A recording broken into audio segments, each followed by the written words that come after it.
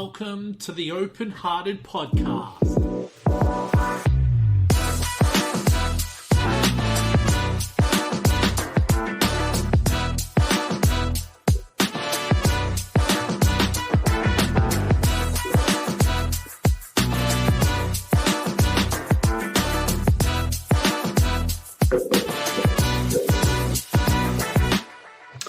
Hello and welcome to another episode of the OpenHearted Podcast. I'm your host, Will Wheeler, joined with my main man, Photon John. What's going on, Kev? Oh, no, not much. Just recovering from a birthday weekend. How about yourself? Was it your birthday? I think I wished you happy birthday, right? Yeah, you did, yeah. Damn, man. Oh, nice. The big 2-5. So, yeah. I'm 21 twice over. Yeah, cool. So did you end up going out and doing anything? Yeah, I just had dinner with friends. Meant to be a quiet one, but with my friends, that's crazy. Oh well, your birth date only comes around once a year, man. So you might as well make the most of it, right?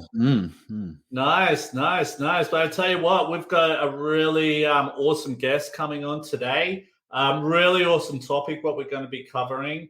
We'll call the guest up in a sec, but we're going to be talking about overcoming barriers from no GCSE to a master's degree. And just for any Australian listeners out there, I'm assuming a GCSE is like your ATAR, OP equivalent to what we have here in Australia type of thing. So, Kev, did you want to call up our guest so we can get stuck into this plan? Yeah, so today we're talking to Keisha Adair Swaby. Hello. Yay. Keisha, how are you? I'm good, thank you, guys. I'm really good. All the way from Manchester in the UK. What a pleasure. And like we said, it's, we've been sort of connected for a while, and it's good to be touching base. We had a bit of a scare at the beginning. So we had a message. You were saying that you got the times mixed up. Probably an hour before, I thought that you had to get the kids off and you weren't able to make it. I'm thinking, oh my God, we can't make it while we organize this. But we're here. We're ready to rock and roll. Yeah. But you know what? Sometimes this is my greatest fear, especially when you are dealing with people from all over the world. Time differences and all that can be so tricky to juggle. But let's get stuck into this. But before we do, I might just do a quick shout out, what we normally do. So for anyone listening today, please subscribe, like, and follow to all of our social media platforms. We're on TikTok, Facebook, Instagram, Twitter, Twitch, YouTube, LinkedIn. And please subscribe to our openheartedsociety.com website, where we've got all of our past and present podcasts and blogs there ready for people to check out. So let's get stuck into this. So, we're talking a little bit before. Before we do say anything, we've just got someone giving us a shout out, Carlos. Chiming in from Denver. Awesome. Good to see you, Carlos. I hope you enjoy the podcast today. But more than anything, you've got a fantastic story. And we'll hear more about that. But please share with our audience a little bit about yourself. Okay, so I'm Keisha. I live in the UK, Manchester, and I've got 4 children, married, and came to the UK at the age of 14 to sort of in search of that streets that were paved with gold, and obviously it's not. So I now live in the UK, and it's been a journey and a half from where I'm going to delve into a little bit more later on in regards to all the challenges and everything that I've done to overcome all of this and where I'm at right now. So yeah, that's just me for now. Nice. You said that, you came to the UK from Jamaica, and you were like, oh, yeah, to see the streets of gold and stuff like that. How much of a shock was it? Was it a bit of a shock when you got to the UK and it was like maybe completely different to what you would imagine in your head? I'm so glad you asked that, because growing up in Jamaica, I've only ever seen we used to get these postcards. My grandparents used to get these postcards from their children that lived in the UK, and it always had snow covered, and then that little bird, I don't know what that bird's called. It always comes out at Christmas, the little ones. And I've never seen, so when I came and I saw that there was dirt, I was shocked. I really was shocked, because I didn't know what was below, and I've always heard that the UK streets are paved with gold, but But you know what really blew me when I first moved to the UK, going back about 15 years ago now. I think the big thing is, especially on TV, you're seeing, I don't know, say the royalty, for example, you're seeing all this flash and all this type of stuff. So you see a lot of that. But what blew me, and I suppose that was the interesting part of moving over there, was seeing what you don't see on TV. So, especially when I would go to different parts of the UK and you're going into maybe lower socioeconomic type of areas, one thing that blew me away was, say in London, you'd have some really rich areas, then right next to that rich area was really poor. Massive contrast, yeah. There's a massive contrast. And I was, just the other day, I was talking to my husband about that, because there's this place here in Manchester called Worsley, and it's kind of called the Worsley Brow. And you come down, and then there's these amazing 6, 7, 8 bedroom houses, and then you drop down the hill, and then you see the terrace houses, and the difference between just that line, it's not even a line. There's nothing there. Yeah, and totally. And I think the big thing that blew me away as well is, it feels like a lot of people live on top of each other. Like here in Australia, for example, it's such a big country. There is a lot of space and all of that type of thing, right? Yeah. And look, don't get me wrong, living in Sydney, it is, there is a lot of people living on top of each other, but that was what really blew me away when I first moved there. So I suppose that's a little bit about me. But I tell you what, like you said, you've got to really, we said that one, but more than anything, let's hear your journey. You've had some really, I suppose you probably had a few problems there, and you've really managed to really grow and develop into the amazing person you are and the work that you're doing today. So we'd love to hear about it. Yeah, so I'm just going to dive a little bit more into my story. So when I came to the UK at 14, you can imagine coming from the Caribbean, it's sunny, the sun's there, the food, the difference, the music, everything was different. And I started school the September after getting here the June, and that was in the Midlands. So it was probably about an hour and 40 minutes away from where I am now. I'm now in Manchester. So in the Midlands, it was very different. My school wasn't very diverse whatsoever those days, 1992.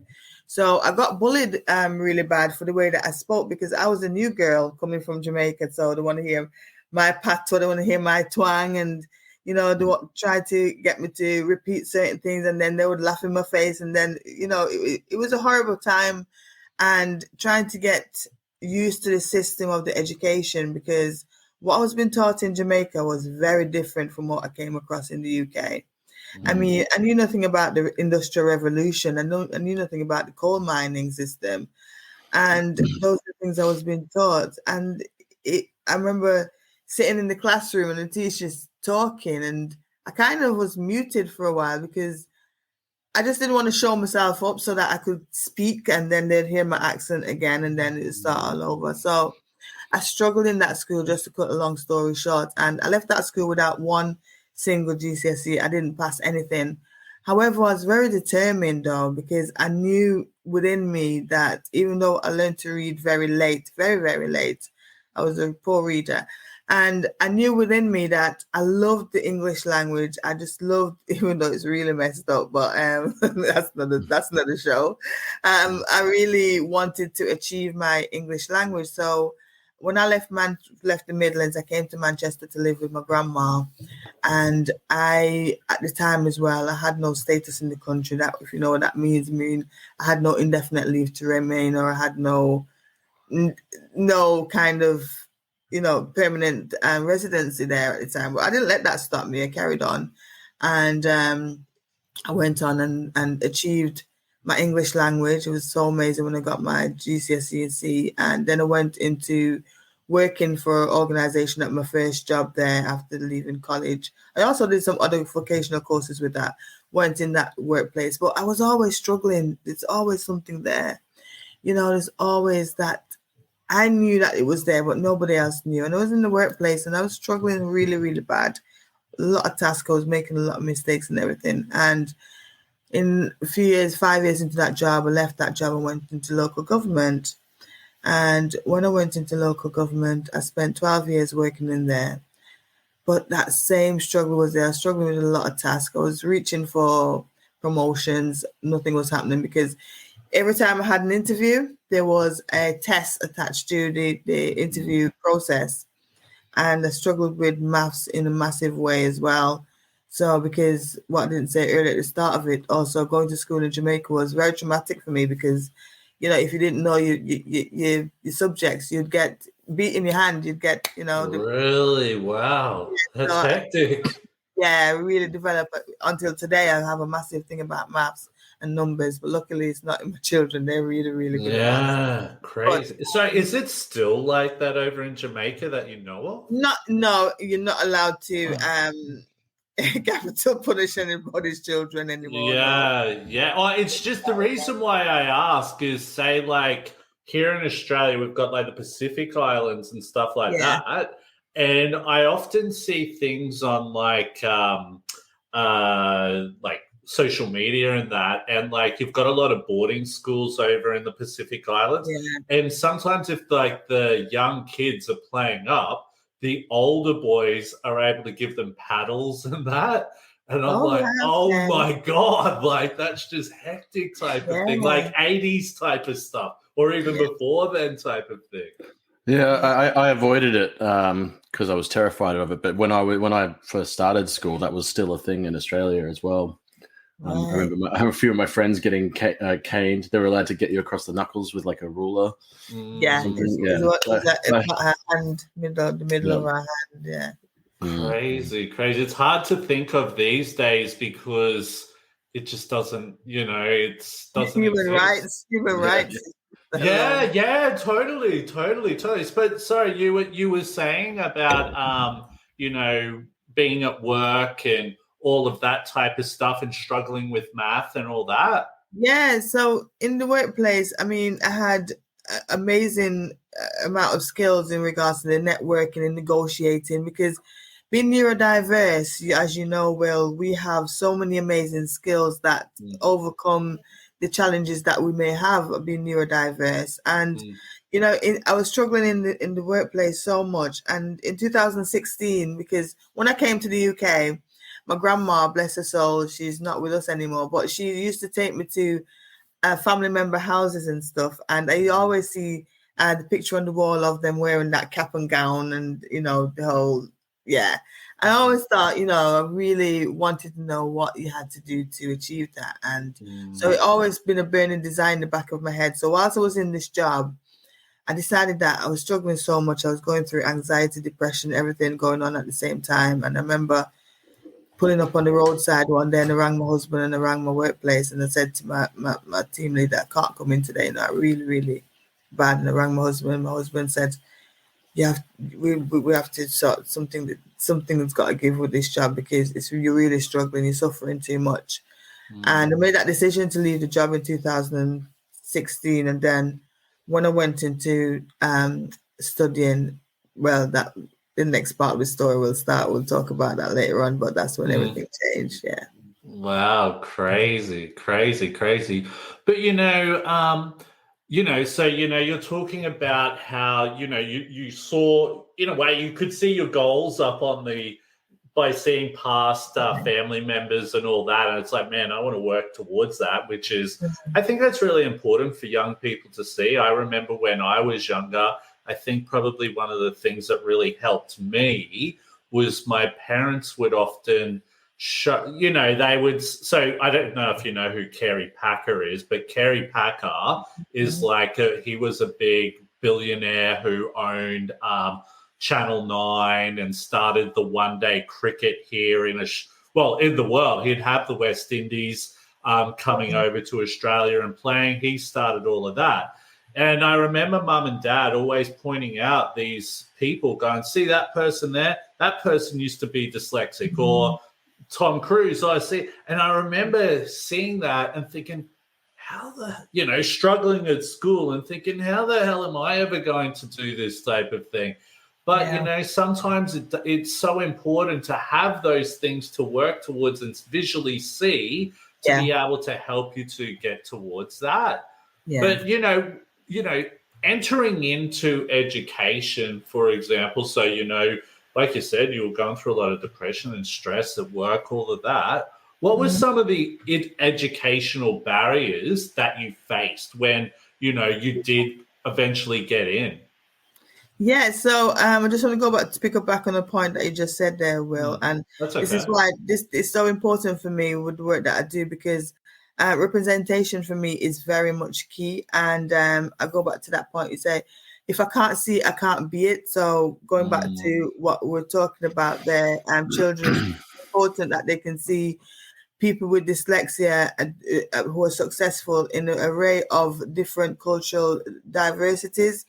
And it's a massive thing. But the educational barriers that I face, I mean, come on, spending 17 years in the corporate world and going to university and trying to reference, Harvard referencing and all of those things. I was like, oh, what have I got myself into here right now? This is too much.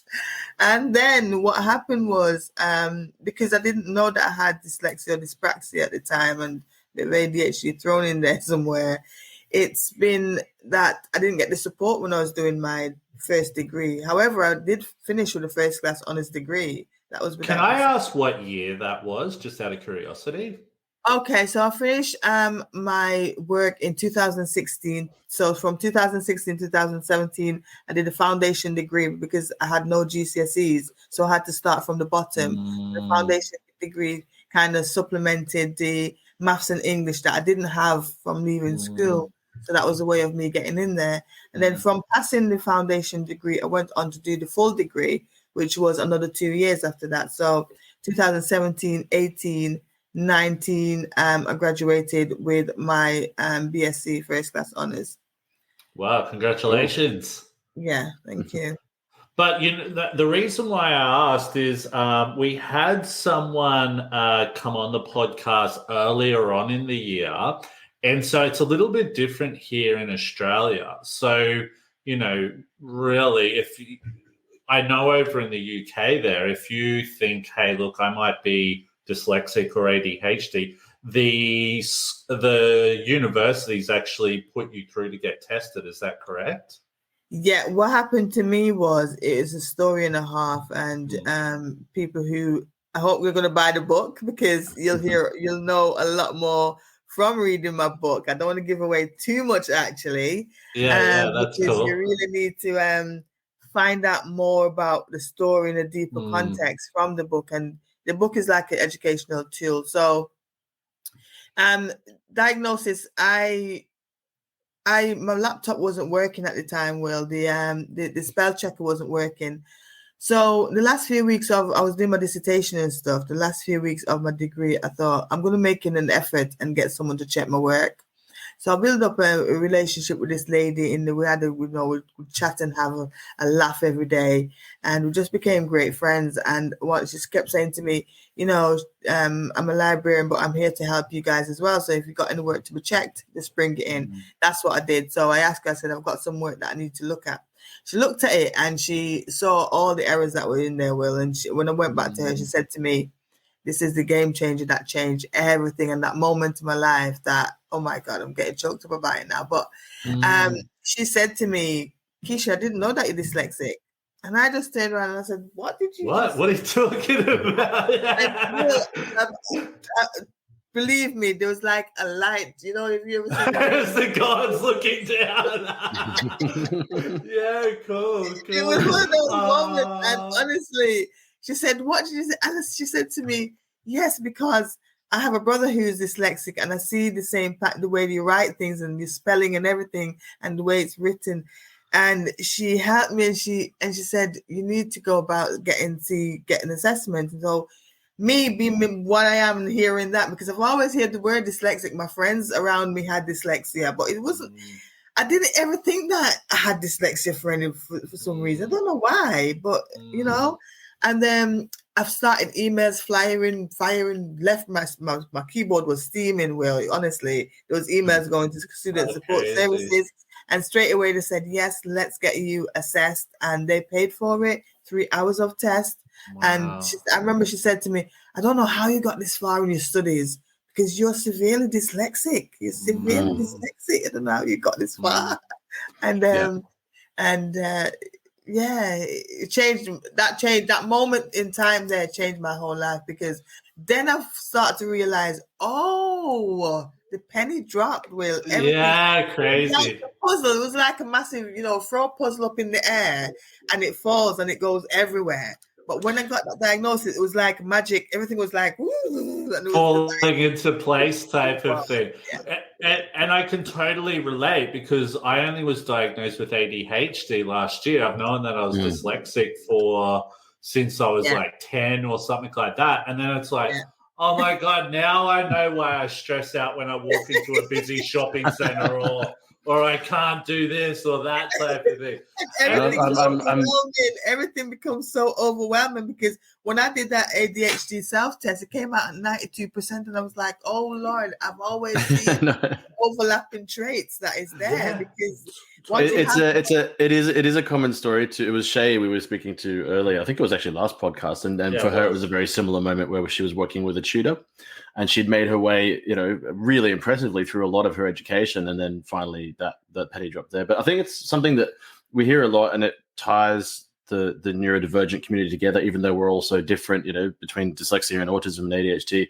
We all tend to have that moment when we realize, or when we get diagnosed, and it is emotional, because your whole history suddenly makes sense, and then as you discover more about it, it makes even more sense. And then you learn tools to deal with it. I'm the same as well, almost. I'm currently in the process of getting diagnosed as ADHD as well as autistic, and I was the same as you. I have friends obviously who are ADHD. It just never occurred to me. I never looked into it, and now that it's been suggested to me, I'm looking into it and going, okay, now that's the last little puzzle piece.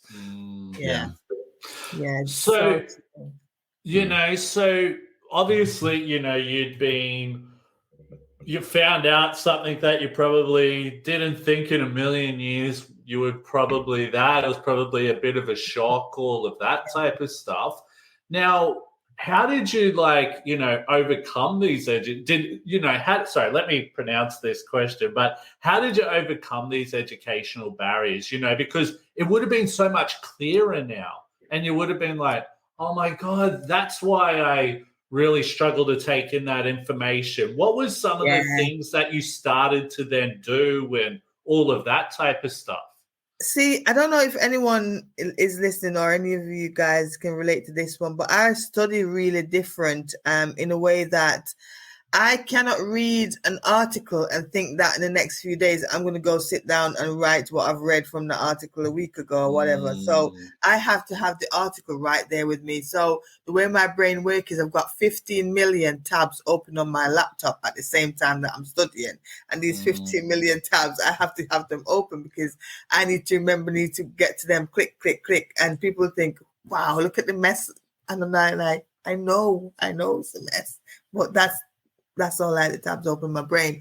So when I started my degree, my tutor was amazing. So it really is important in the environment that you're in, because I cannot fault the support that I got within my educational establishment, where I studied with USEN Manchester, which is here, part of the Manchester College here in the UK, one of the biggest groups. And it was just amazing, because the support that I got from them, getting a diagnosis, after that, they were ready to put, even though I'm about to leave, they were ready to put all these interventions into place to help me to, but I was like at the end of it, I'd achieved my first class already. So I went straight into, after doing the education barrier, so I use resources. So my lecturer was great to say, use this website called Cite This For Me. And that was a game changer. You don't know how much I used that website, and I relied on it, because I put my ISBN number in, I put my DOI number in, and it gives me my reference in the way and the format that it needs to be. So I took charge of using resources, assistive technology, because I started my degree, my master's, straight after my degree. Then again, with the Manchester Metropolitan University, I had all these interventions into place. So I had a PLP. A PLP is a personal learning plan, which allows me to get extra time in exams, which is still not long enough. It's about 25% extra. And then it gives me a support worker to help me. So when I write things, she can check it and see that I've got it in academically the way that it should be.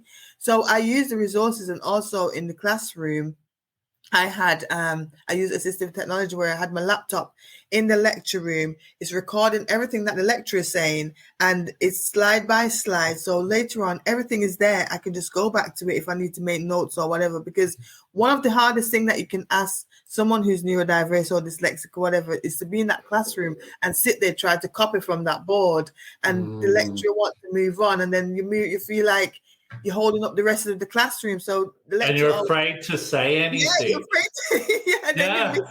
You don't. It's like you don't want everyone to look at you and be like, "Hey, what's going on?" Yeah, totally. I do remember the teachers being quite condescending to the kids who would fall behind. Yes, because it's slow. You're seeing it slow, and it's the way we process information. So we're copying it from the board. Because another big thing with me is I cannot write. Handwriting. This is a big thing.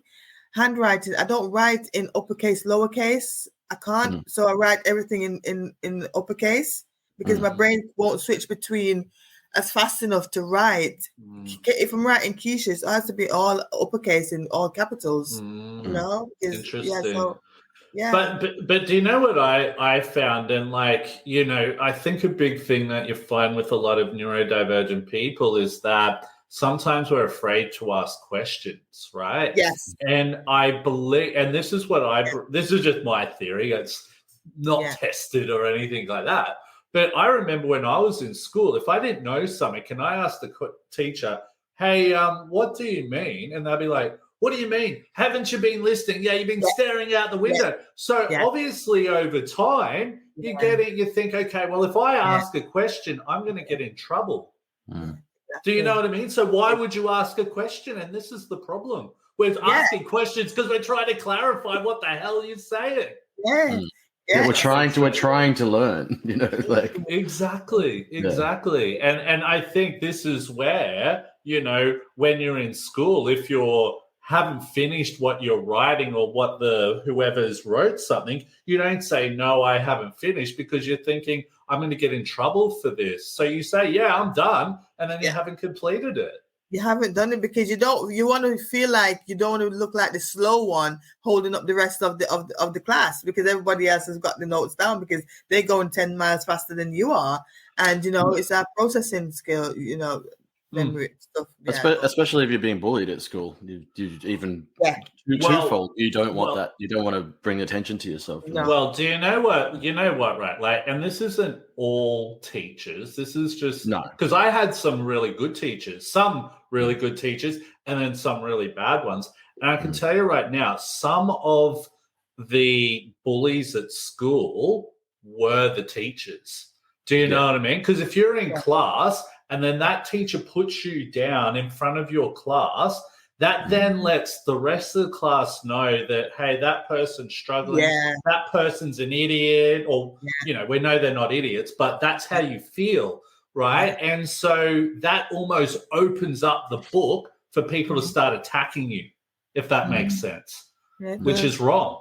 But out of, in saying that, what advice would you give to anyone experience similar difficulties? So when I sort of say this, maybe they've just got it, because I can tell you right now how many people I meet who are either in their late 20s, mid 30s, even into their 40s, and probably even older, just finding out that they come under they're neurodivergent, and it probably is a bit of a shock. What advice would you give to anyone experience similar difficulties like this? Well, in a sense of if there's someone out there who think they may be dyslexic or something, it may not be dyslexia. It may be something else that's going on, because under the neurodiversity umbrella, as we all know, there's a lot of conditions on that. So anything that you may think is going on there, remember these conditions are hereditary as well. So you may have gotten it from, and you got to think about the possibility of your children having it. So it's important if you know to get that support so that you can be able to support your child as well and advocate for them to get that help.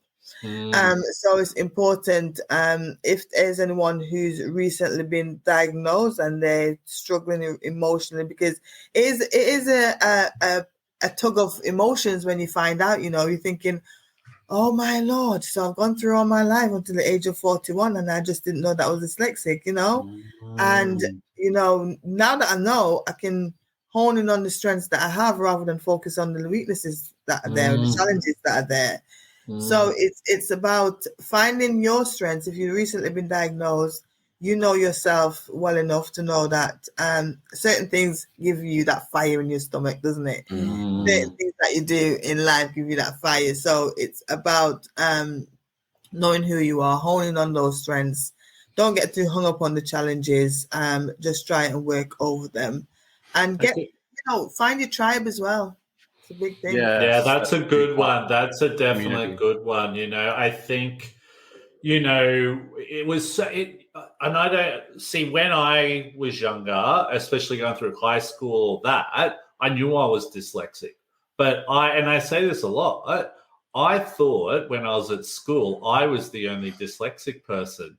Do you know what I mean? But once I've started to be open about it, it was amazing how many people I meet now, and even people who I used to go to school with, because they see all the work that I'm doing and that, and they say, hey, Will, I'm ADHD, or I'm dyslexic, or I'm autistic, or something like that.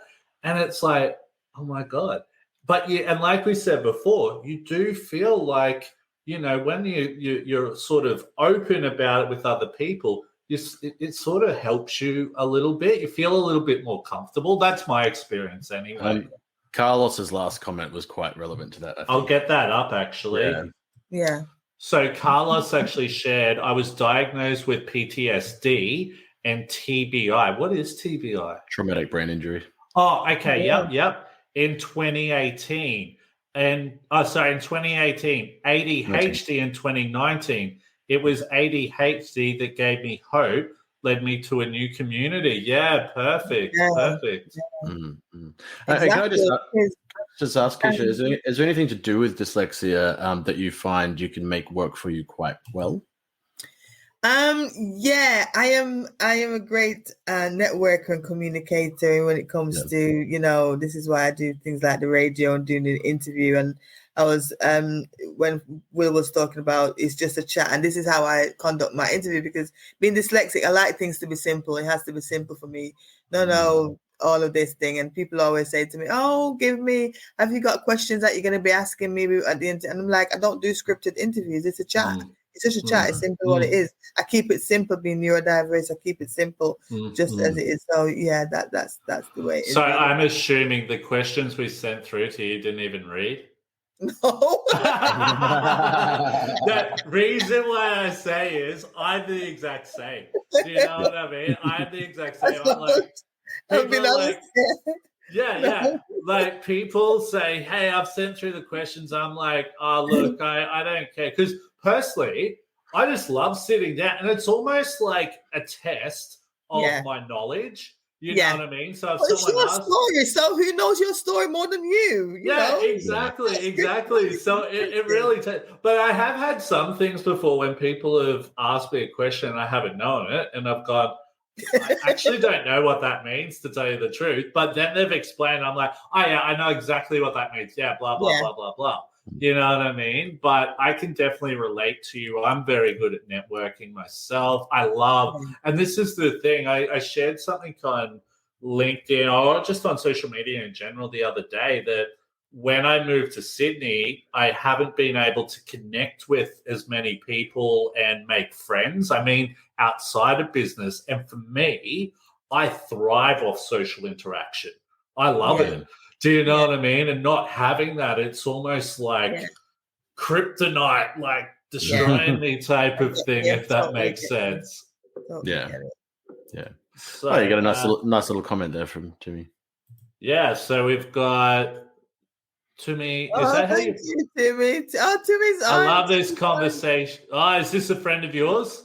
Yeah, Timmy's one network. He's doing the PhD as well about dyspraxia and all. He's such a great guy, Timmy. Thank you, Timmy. Awesome. No, we should reach out to him and get him on the podcast sometime. Yes, if he's interested. Please, Timmy, did you hear that? You are going to be coming on Will's podcast because honestly, he really is.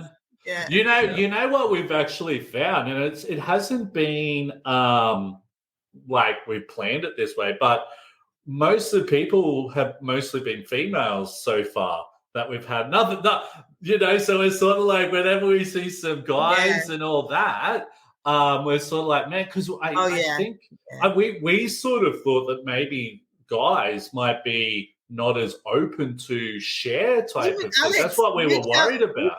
Alex as well. Alex will happily come on here because Alex has done stuff with Matthew Head. Alex Olanja, I can never remember how to pronounce his name, but I'll connect you anyway, Will. You probably already connected anyway. I think you are connected. I could be, but we were sort of like, man, it'd be cool to get a few more guys, but it's just sort of like Alex, we reach out to people. Benjamin is another guy who'll be happy to come on here as well. He's in my network. He'd be amazing to come on and talk about his story. I'm preparing my application for my PhD. Oh, good luck to you, my man. I hope it goes well. Awesome. So, what were we up to, actually? So, we've said, what advice would you give to anyone? So, if we have a look at what sort of training do you think might benefit neurodivergent students prior to study to ease the journey, and I think when we were sort of putting these together, we were sort of like, some people go into, say, a workplace or even education, and someone's like, oh, you're dyslexic, what do you need? And sometimes those people actually don't know what they need because that's why they're reaching out to say, hey, I'm dyslexic, because they're hoping that person might be able to understand and be able to support them. So what type of training or something would some people probably would be good for them to have going into extra study there? Yeah, things like knowing how to organize themselves and we have a tendency because things are overwhelming, and this is from my point of view, my lived experience, not necessarily for anyone else, but myself. But I find that as a neurodiverse person, dyslexia, I can procrastinate quite often because I'm overwhelmed by what I need to start on. So I look at the assignment, I look at the brief, I look at the information, and I've got to sit there and we've got to decipher the first question out, and then I look at it, and then I've got to think about, I've got to go and do the research to do all of this now. So I think students would benefit from knowing how to organize themselves in a way that is going to be good for them personally. It has to be an individual basis. And also things like getting that support of how to write academically in the way that they're going to need to for that, because we don't necessarily sometimes find the words that we need, because I've been studying already, and this, a lot of people may relate to this one, is I'll change a whole sentence up because I can't spell a certain word to go in that sentence. I'll do things like that. So it's having that support and having the resources as well, use of assistive technology, train them how to use it properly and effectively. Don't just give them like well, here in the UK, they are really good actually, because they will come to your house. I remember them coming out to my house to train me on how to use the assistive technology. So make use of that and get as much training as you can, and also learn how to kind of keep track of what you need to be doing and get that support from your lecturer as well, or have that network around you in your student community to say that have a student buddy as well. You know, someone who you can go to and say, you know, I've got this assignment question, but I'm really struggling with the way that I need to be formatting my answer to this question. So get that support, that help is very important. Interesting you say about the changing of the sentence and stuff, because I know that's a coping I do it all the time. It's a coping skill for people with stutters as well. If they're starting to hit a wall, they just change the way that they're saying. You know, and I really like the part that you spoke about, you know, just having a support network or something about a certain question. I think some of the hardest things was when I was studying was you have a question, you go and ask about that question and you go, oh, okay. Then you go on to the next question and then you're like, holy crap. Oh, what do now? I'm on the next. You know, then you feel like you're going backwards and forwards type of thing. And being neurodiverse, we're so critical of ourselves. So we're a bit reluctant to show our work to people because we're going to be criticized of the way we wrote that, or the way we spelled that, or the way the whole formatting or something is. So we can often struggle on our own without asking for that help.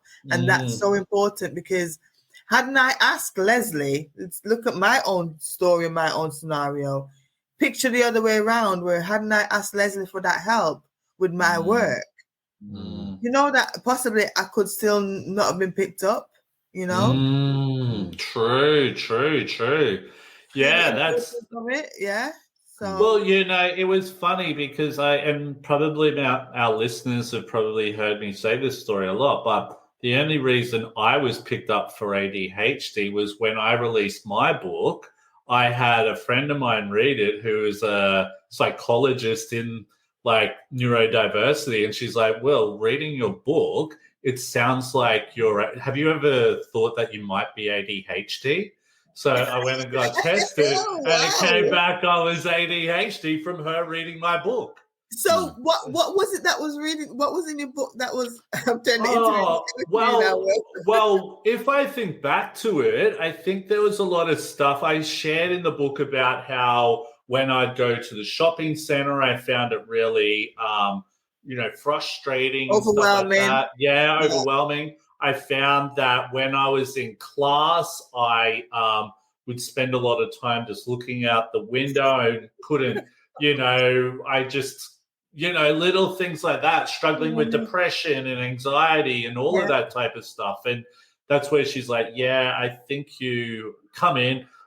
She's my friend. So she was like, come on in and we'll get you tested.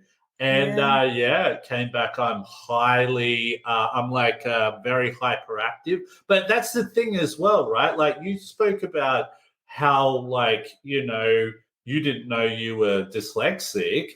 And I think sometimes when, especially with my ADHD, when I used to think about ADHD back in the day, I would think about some crazy kid running around as if he'd been drinking red cordial or on lollies or, you know, like, but I wasn't like that. Do you know what I mean? And I think sometimes the perception of what, say, dyslexia is or ADHD or even autism as well isn't what society makes it out to be sometimes, if that makes sense. But that's really the core of this whole conversation, I think, is you know, and it leads well into the next question, I guess, is education of the general society as well as educators themselves. I love that in recognizing this.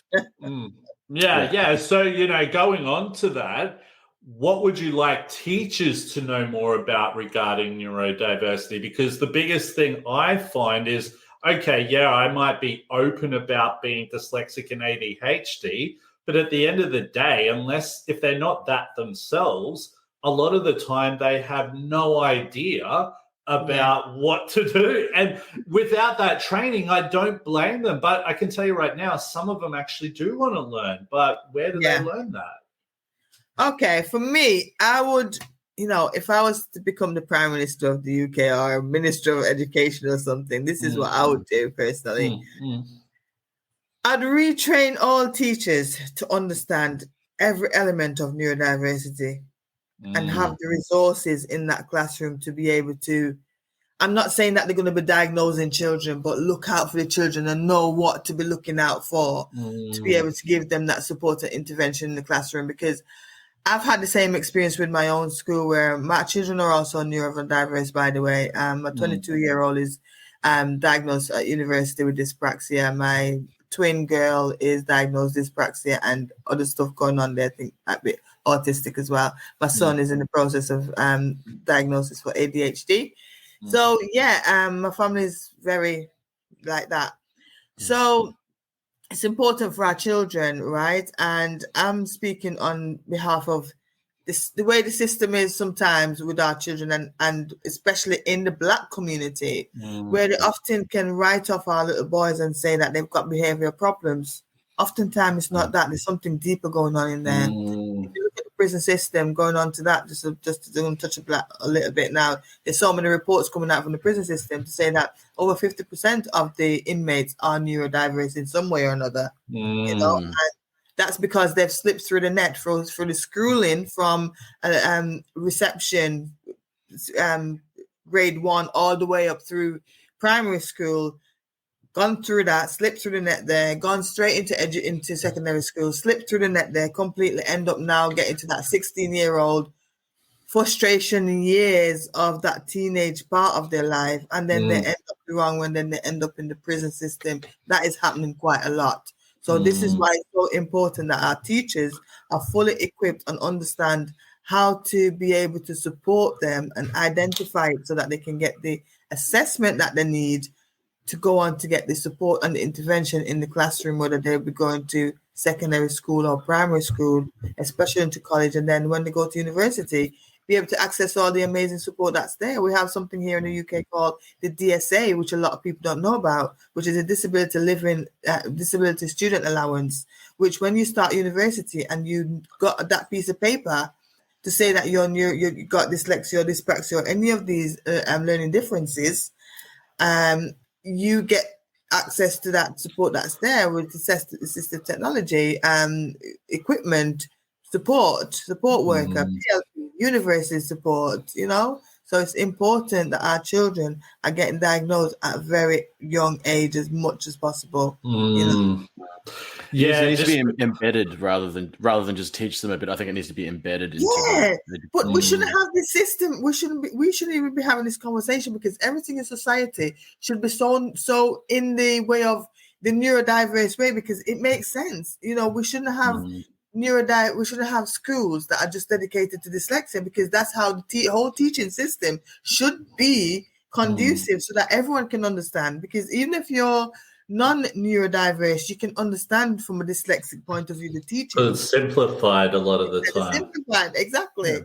And if the goal of education is to, you know, best arm children with knowledge and everything they need to approach life later on, then this, you know, it's kind of negligent to just not have this part of it be looked at.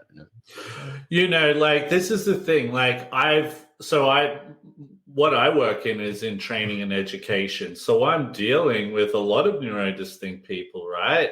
And a big thing I find is when you can understand the person and all that type of stuff, it is and you can adapt to what they need. You can probably adapt to a little bit of their personality as well.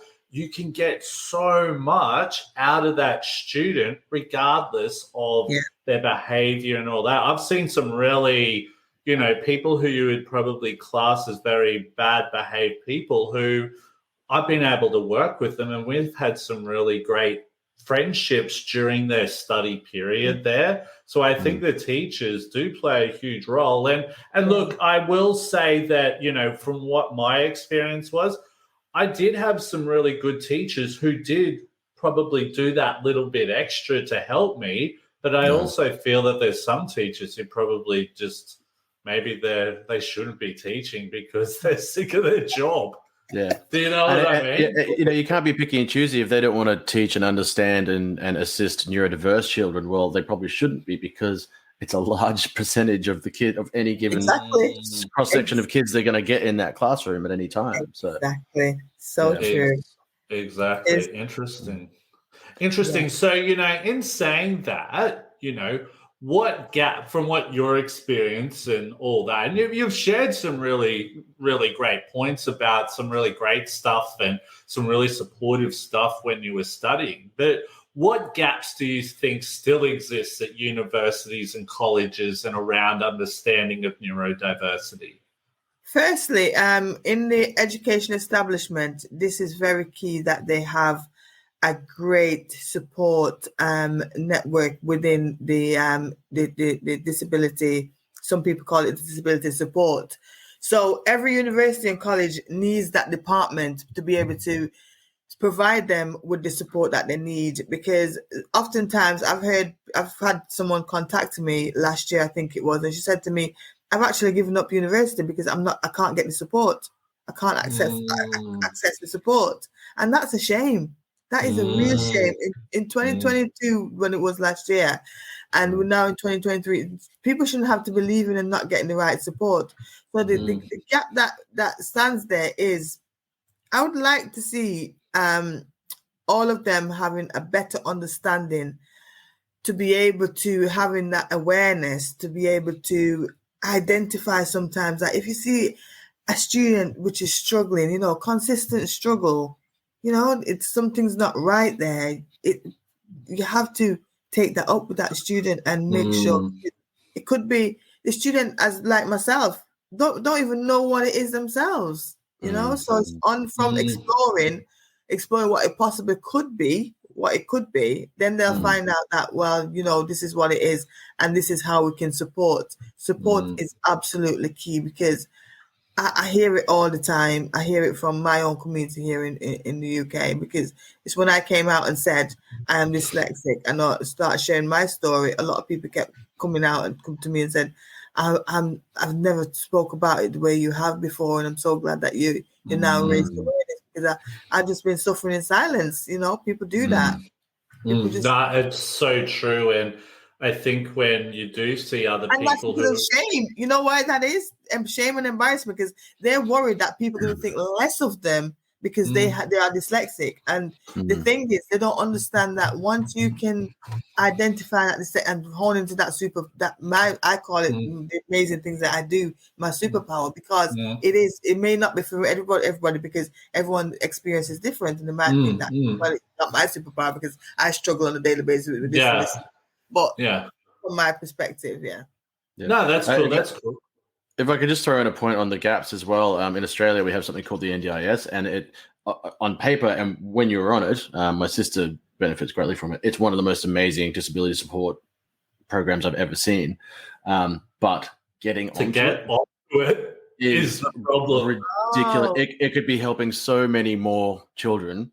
Especially with their education, there's so much support. Can't access it. It took Very us. difficult. It took us. Mum might correct me, but I think it was at least a year, if not two, just to get my sister on there, and she is very visibly challenged in some areas, and it really doesn't even cover. It doesn't even cover a lot of the stuff as well. So it doesn't cover dyslexia or ADHD. It's only really autism. So if you're dyslexic and ADHD, see you later. You know what I mean? It's completely different here to the UK. Fingers crossed, though, they're looking at putting ADHD on there. Yeah. So why dyslexia is not on there, I have no idea. I mean, well, I was amazed to see.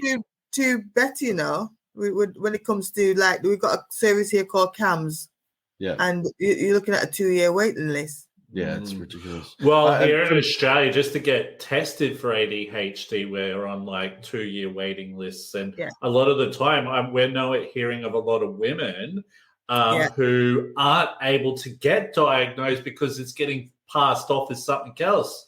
They've taken them 9 times sometimes, and that's just ridiculous. Yeah, and I got to say, this podcast and the previous one, and I think we've done a few more on dyslexia. I feel for you guys, because I mean, the percentage of neurodivergent people who are dyslexic is huge, and the conversation around it, even though I've been aware of it my whole life, and I feel like it's been known about longer in a public sense than say ADHD or autism in a bigger sense. The conversation seems a little behind. It's kind of sad. I think we really need to push it out there a bit more. Yeah.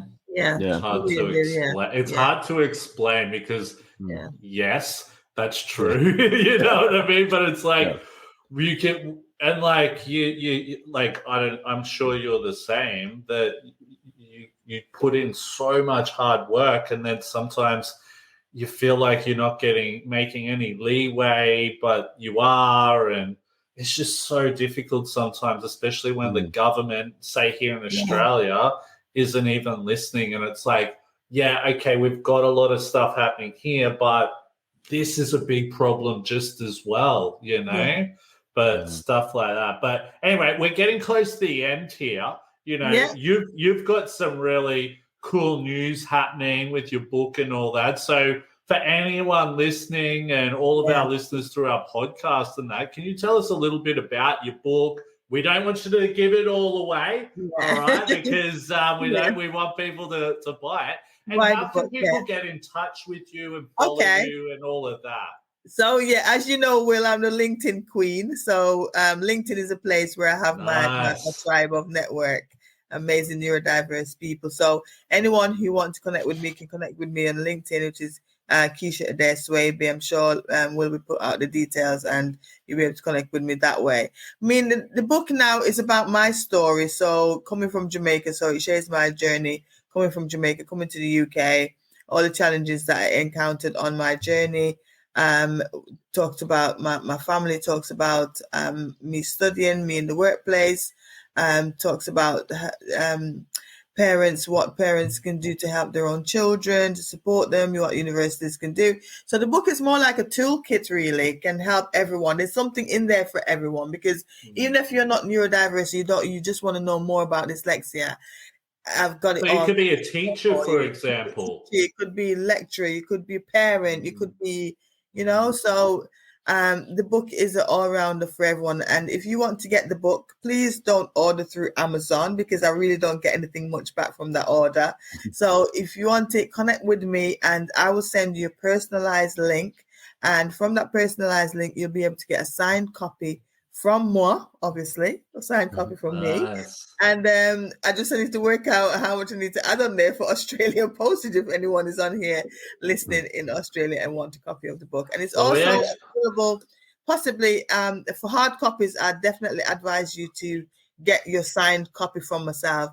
However, if you wanted to access it like on your, I'm not going to get anything much from this either, but it's there on Kindle as well, so you can read it on your device, and I don't mind if you're going to do that, but I'd like you to have the physical book in your hand where you can, I like to be able to put a post-it note to mark the pages and flash through the book. So the book is a great tool, and then you can pass it on and share it with others as well, for them to understand a bit more about neurodiversity. And you do plan to actually bring out an audio book later on as well? Yes, the audio is coming out. I'm just recording that this week, so the audio is coming out very soon, as soon as this month. Awesome. You are awesome. You rock. Kev, did you have any other questions you wanted to ask before we close off? Does anyone listening have anything they wanted to ask before we close off? But Kev, you all good, my man? I am all good. Nice. But look, thank you so much for taking the time to meet with us today. It's been a pleasure to listen to your story and just have a chat. I think that's been the cool part, and this is what I love about technology these days. You can connect with people. I know. When I told my children, right, that I'm having a podcast today in Australia, they were like, "Mommy, you going to Australia?" And I'm like, "Do you know how far Australia is?" Yeah. I won't be back for dinner if that was. I won't be back till the end of the week. Australia's on my list of places to come, though, Will. So it's there. It's on my list. Cool. But one of the twins was walking them to school and was like, but it's got loads of spiders, Mommy. Why do you want to go there? It's got loads of spiders. I'm not going to that side of Australia. I'm going to the part without the spiders. Yeah. What you should have said was, look, if you're bad, we'll send you to Australia, because back in the day, if you were like a criminal or bad in the UK, you'd get sent to down to Australia. You know what I mean? Because we're a penal. Yeah, didn't you know that? So I didn't know that. Yeah, so Australia was like a penal colony. Like a penal colony, and it was. So the British found it, and then they're like, I think they had a big problem with overcrowding and all that in the UK. So if you stole bread or you were bad in the UK, they put you on ships and shipped you over to Australia to start a new colony here in Australia. Oh, wow. And a lot of the British people are like, man, we sent all the bad people to the good country, and apparently that's what they say, because we got all the beaches, we got good weather, all of it. But I won't hold you up too much longer. Thank you so much for thanks, coming Will. on. Thanks, Kev. Thank you so much. Thanks, Keisha. It's been a pleasure. Thank you so much. Yes, so please connect with me on LinkedIn. You can find me on there, Keisha Adair Swaby, and I'm happy to answer any question anyone may have, or any speaking engagement you want me to speak at your event, online or face-to-face, I'm here. Awesome. Thank you. Take care, guys. See you soon. Awesome. So for anyone listening, please connect all of that with all of our social media platforms. My name's Will, joined by my co-host, Photon John. Thank you so much for listening. This is the OpenHearted Podcast. Till next time. Bye.